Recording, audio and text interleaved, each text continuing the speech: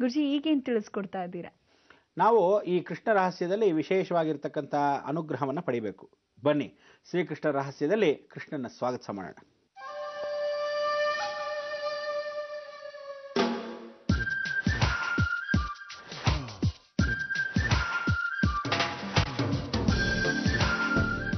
ಜಯ ಕೃಷ್ಣ ಮುಕುಂದ ಮುರಾರೇ. ಕೃಷ್ಣನ ಸ್ವಾಗತ ಮಾಡಿದ್ದಕ್ಕೆ ಬಹಳ ಸಂತೋಷವಾಯಿತು. ಶ್ರೀಕೃಷ್ಣ ರಹಸ್ಯದಲ್ಲಿ ಇವತ್ತಿನ ದಿವಸದ ರಹಸ್ಯ ಸ್ಥಳವನ್ನು ನಿಮಗೆ ತೋರಿಸ್ಬೇಕು. ಭೀಮ ತಾನು ಮಾಡಿರತಕ್ಕಂಥ ಆಶ್ವಾಸನೆ, ತನ್ನ ತಾಯಿಗೆ ಬಾಯಾರಿಕೆ ಆದಾಗ ನೀರನ್ನು ಕೊಟ್ಟಿರತಕ್ಕಂಥ ಸ್ಥಳ.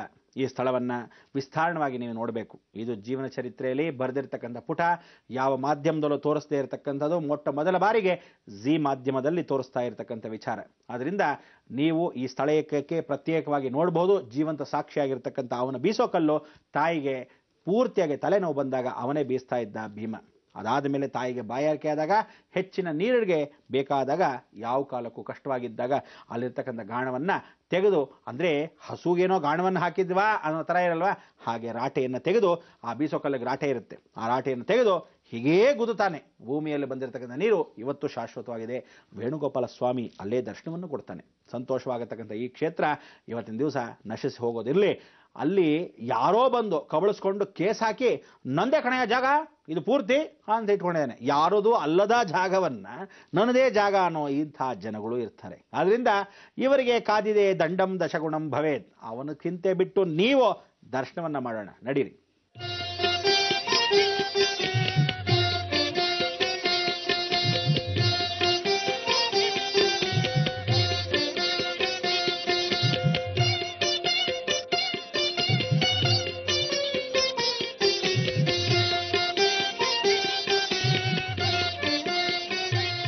ಯತ್ರ ಯೋಗೇಶ್ವರಃ ಯತ್ರ ಕೀರ್ತನೋ ಪಾರ್ಥೋ ಧನುರ್ಧರ ತತ್ರ ಶ್ರೀ ವಿಜಯೋರ್ಭೂತಿ ಧ್ರುವ ನೀತಿರ್ಮತಿರ್ಮಮ. ಪಾರ್ಥ ಅಂತಾನೆ. ಈ ಪಾರ್ಥ ಅಂತಕ್ಕಂಥ ಅರ್ಜುನ ವಂಶಸ್ಥವಾಗಿ ಇರ್ತಕ್ಕಂಥ ಜೀವನದಲ್ಲಿ ಪಾಂಡವರು ವಿಶೇಷವಾಗಿ ಅಜ್ಞಾತವಾಸಕ್ಕೆ ಹೋದರು. ಅದರಲ್ಲಿ ಮರೆಯಾಗಿದ್ದಾಗ ವಿಶೇಷವಾಗಿ ಅಜ್ಞಾತವಾಸವಲ್ಲದೆ ಅವರು ಮರೆಯಾಗಿರ್ತಕ್ಕಂಥ ದಿವಸಗಳಲ್ಲಿ 1 ವರ್ಷ. ಈ 1 ವರ್ಷಗಳಲ್ಲಿ ಎಲ್ಲಿದ್ದರು ಅಂದಾಗ, ಈ ಎಲ್ಲ ಕ್ಷೇತ್ರದ ಮಹಿಮೆಯಲ್ಲಿ ನಾನು ತೋರಿಸ್ಕೊಂಡ್ಬಂದಿರತಕ್ಕಂಥದ್ದು ವಿಚಾರ. ಆ ಕ್ಷೇತ್ರದಲ್ಲಿ ಈ ಸ್ಥಳದಲ್ಲೇ ಪಾಂಡವರು ನೆಲೆಸಿದ್ದಕ್ಕಂಥದ್ದು. ಈಗ ನೀವು ಸುತ್ತಮುತ್ತಲು ನೋಡ್ತಾ ಇರತಕ್ಕಂಥ ಕೋಟೆ ಏನಿದೆ, ಚೋಳರು ಬಂದು ವಿಶೇಷವಾಗಿ ಕೋಟೆಯನ್ನು ಕಟ್ಟಿದ್ರು. ಆದರೆ ಆ ಕಟ್ಟಕ್ಕೆ ಮೊದಲು ಇದ್ದ ಸ್ಥಳ ಯಾವುದು ಅಂದರೆ, ಸಾಕ್ಷಾತ್ ಭೀಮ ಗಾಣವನ್ನ ಚಲಾಯಿಸಿದ ಜಾಗ. ಅಂದರೆ ಗಾಣ ಅಂದರೆ ಪ್ರತಿಯೊಬ್ಬರು ಒಂದು ಊಟವನ್ನ ಉಪಚಾರವನ್ನ ಮಾಡಬೇಕು. ಅವನು ಸಾಕಷ್ಟು ಭೋಜನವನ್ನು ತಿನ್ನೋನು. ಅವನು ನಳಪಾಕ ಭೀಮ ಅಂತಲೇ ಕರೆಪಡ್ತಾನೆ. ಈಗ ಆ ಅಡಿಗೆಯನ್ನು ಮಾಡ್ತಕ್ಕಂಥ ಅವನಿಗೆ ವಿಶೇಷವಾಗಿ ಬಾಯಾರಿಕೆ ಆಗತ್ತೆ. ಕುಂತಿದೇವಿ ತಾಯಿಗೆ ಬಾಯಾರಿಕೆ ತಂದ ಅಗದ ಸ್ಥಳವೇ ವಿಶೇಷವಾಗಿರ್ತಕ್ಕಂಥ ಈ ಕ್ಷೇತ್ರ. ಇಲ್ಲಿ ಇರ್ತಕ್ಕಂಥ ನೀರು ಸರ್ವವ್ಯಾಧಿ ನಿವಾರಣಾರ್ಥಂ ಅಂತ ಹೇಳ್ತಾರೆ. ಏಕಲವ್ಯನು ಸ್ವರೂಪವಾಗಿ ಪಾಂಡವ ಕ್ಷೇತ್ರಕ್ಕೆ ಬಂದಾಗ ಪಾಂಡವರು ಪೂಜೆ ಮಾಡ್ತಕ್ಕಂಥ ಏಕಲವ್ಯನು ವಿಶೇಷವಾಗಿ ಪೂಜಾನುಗ್ರಹ. ಇಂಥ ಒಂದು ಕ್ಷೇತ್ರದಲ್ಲಿ ಚೋಳರು ಮನೆ ದೇವರು ಕುಲದೇವರಾಗಿರ್ತಕ್ಕಂಥವರು ಏಕಲವ್ಯ ವಂಶಸ್ಥರು. ಅವರ ನಂತರ ಬಂದು ಈ ಕೋಟೆ ಯಾವ ಕಾಲಕ್ಕೂ ಭದ್ರವಾಗಿರಲಿ, ಭೀಮನು ಗಾಣವನ್ನು ಚಲಾಯಿಸಿರ್ತಕ್ಕಂಥ ಜಾಗ ಕೋಟೆಯಾಗಿರಲಿ ಅಂತ ಹೇಳಿ ಇಲ್ಲಿ ಬಂದು ಕೋಟೆಯನ್ನು ಕಟ್ಟಿದ್ರು ಚೋಳರಾಜ. ಅದಕ್ಕೆ ರಾಜರಾಜ ಚೋಳನು ಪ್ರತಿಷ್ಠಾಪನೆ ಮಾಡಿರ್ತಕ್ಕಂಥ ವೇಣುಗೋಪಾಲ. ಇದನ್ನು ನೋಡಿ ಸಂತುಷ್ಟನಾದ ವೇಣುಗೋಪಾಲನು ದರ್ಶನವನ್ನು ನೀಡಿದೆ ಈ ಸ್ಥಳ.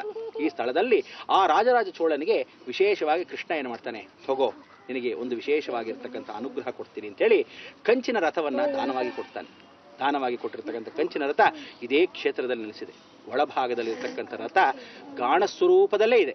ಅದಕ್ಕೋಸ್ಕರ ಯಾವ ಕಾಲಕ್ಕೂ ಈ ಕ್ಷೇತ್ರದಲ್ಲಿ ಯಾರು ಬಂದು ಹರಕೆಯನ್ನು ಹೊತ್ಕೊಂತಾರೋ, ವೇಣುಗೋಪಾಲವನ್ನ ಋಣವನ್ನ ತೀರಿಸಬೇಕು ಅಂತ ಕೇಳ್ಕೊಂತಾರೋ, ಅನ್ನದಾನ ಅಂದ್ರೆ ಅವ್ರ ಮನೆಗೆ 1 ಹೊತ್ತು ಊಟಕ್ಕೂ ದಾರಿದ್ರ್ಯ ಇರುತ್ತೆ, ಅಂಥವ್ರು ಬಂದು ಈ ಕ್ಷೇತ್ರದಲ್ಲಿ ವೇಣುಗೋಪಾಲನ ಪೂಜೆ ಮಾಡ್ತಾರೋ ಸರ್ವಕಾರ್ಯ ಸಿದ್ಧಿ, ಸರ್ವ ವ್ಯಾಧಿ ನಿವಾರಣಾರ್ಥಂ ಅಂತ. ಕೃಷ್ಣ ಪರಮಾತ್ಮ ಬಂದಿರೋ ಸ್ಥಳದಲ್ಲಿ ಗಾಣವನ್ನ ಯಾವ ಸ್ಥಳದಲ್ಲೂ ನೋಡಕ್ಕಾಗೋದಿಲ್ಲ. ಯಾಕೆಂದ್ರೆ ಗುಪ್ತೇನ ಸ್ಥಿರ, ಒಳಭಾಗದಲ್ಲಿ ಭೂದೇವಿಯನ್ನು ವಶೀಕರಣ ಮಾಡ್ಕೊಂಡ್ಬಿಡ್ತಾಳೆ. ಯಾವಾಗ ಅಂದ್ರೆ ಕರ್ಣನಿಗೆ ಶಾಪ ಹಾಕಿದಾಗ ಆ ಗಾಣದ ಸ್ವರೂಪದಲ್ಲಿ ಹೇಗೆ ರಥ ಕುಸಿದೋಯ್ತೋ ಅದೇ ರೀತಿಯಲ್ಲಿ ಭೀಮನಿಗೆ ಹಾಕಿರ್ತಕ್ಕಂಥ ಶಾಪ ಮುಖಾಂತರವಾಗಿ ದೇವಿ ಆ ಗಾಣವನ್ನ ವಶೀಕರಣ ಮಾಡ್ಕೊಂತಾಳೆ.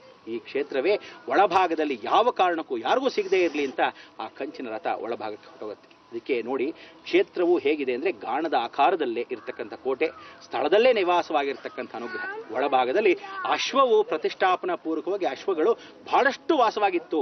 ಸುತ್ತಮುತ್ತಲು ಎಲ್ಲ ಅಶ್ವಗಳು ಕಟ್ಟತಕ್ಕಂಥ ಜಾಗ. ಈ ಕ್ಷೇತ್ರದಲ್ಲಿ ವಾಸವಾಗಿರೋದಕ್ಕೆ 4 ಮುಖದ್ವಾರಗಳು. ಇಲ್ಲಿಂದ ಪಕ್ಕದಲ್ಲಿರ್ತಕ್ಕಂಥ ಬೆಟ್ಟದಲ್ಲಿ ನರಸಿಂಹ ವಾಸ. ಆ ನರಸಿಂಹದಲ್ಲಿ ಗುಹೆ ವಾಸವಾಗಿರ್ತಕ್ಕಂಥ ನರಸಿಂಹಸ್ವಾಮಿ ದರ್ಶನ. ಬನ್ನಿ ಆ ನರಸಿಂಹಸ್ವಾಮಿ ಕ್ಷೇತ್ರಕ್ಕೂ ಹೋಗೋಣ. ಇಲ್ಲಿ ವೇಣುಗೋಪಾಲ ದರ್ಶನ ಮಾಡಿ ಪ್ರದಕ್ಷಿಣಾಪೂರ್ವಕವಾಗಿ ಗಾಣ ಹೇಗೆ ಗುಂಡಾಗಿತ್ತು ಆ ಕ್ಷೇತ್ರವನ್ನ ಕೋಟೆಯ ಮುಖಾಂತರವಾಗಿ ದರ್ಶನವನ್ನ ಮಾಡ್ಕೊಂಡ್ ಬನ್ನಿ. ನಾನು ಅಷ್ಟೊತ್ತಿಗೆ ನರಸಿಂಹ ಕ್ಷೇತ್ರಕ್ಕೆ ಹೋಗ್ತೀನಿ. ನೀವು ಬರ್ತಿರಲ್ವೇ? ಶುಭಮಸ್ತು.